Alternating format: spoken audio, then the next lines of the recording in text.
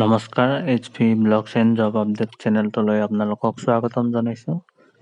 আজি লৈ আহিছোঁ আপোনালোকৰ বাবে নতুন এটা ভিডিঅ'টো আৰম্ভ কৰাৰ আগতে প্ৰথমবাৰৰ কাৰণে যদি মোৰ চেনেলটোত আহিছে ছাবস্ক্ৰাইব কৰি ল'ব আৰু বেল আইকনটো প্ৰেছ কৰি ৰাখিব। আহক ভিডিঅ'টো আৰম্ভ কৰোঁ। ভাল খবৰ এটা আপোনালোকৰ বাবে SSC ফালৰ পৰা সাব ইন্সপেক্টৰ দিল্লী পুলিচৰ CAPFৰ এক্সামিনেশ্যনৰ লিষ্ট আহি গৈছে। PET PSTত আপোনালোকে ভাগ ল'ব পাৰিব। তাৰ কাৰণে আপোনালোকে চাই ল'ব এই ভিডিঅ'টোত কেনেকৈ চাব পাৰিব।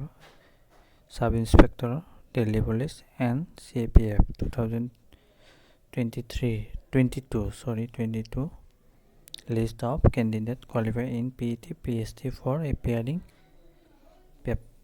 in paper 2 এইটো আপোনালোকৰ 24 মাৰ্চ অৰ্থাৎ আজি আহিছে। আপোনালোকে এইটোত ক্লিক কৰি দিব। মই অলৰেডি ডাউনলোডে হৈ আছে, সেইকাৰণে আপোনালোকে চাব পাৰিব। ইয়াতে লেখা আছে sub inspector in Delhi police and CAPF examination 2022 list of candidate qualified PET PST for appearing in second paper। ইয়াতে total candidate আছে আপোনালোকৰ 68,364। তাৰে absent আছিলে 32,616 আৰু temporary unfit আছিল আপোনালোকৰ 3 জন আৰু not qualified 20,500 5 আৰু qualified হৈছে আপোনালোকৰ 15,740। তাত ফিমেলৰ কেটেগৰী ৱাইজ আছে আপোনালোকৰ EWSৰ 205টা আৰু SCৰ আছে 174 জনী আৰু STৰ আছে 115 আৰু BCৰ আপোনালোকৰ 328 আৰু URৰ 293 আৰু টোটেল 1115টা আছে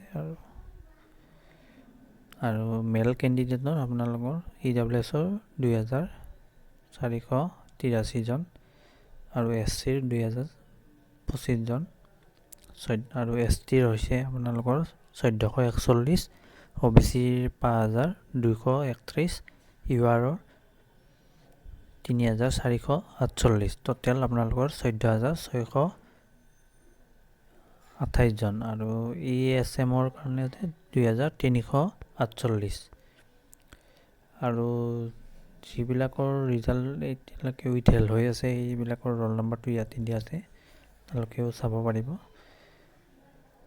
আৰু ইয়াতে লেখা আছে the schedule of paper 2 will be notified on the website.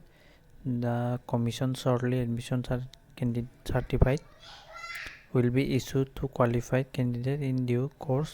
Candidate advice follow website of the commission regional officer of the commission regarding issues a admission certificate thereof।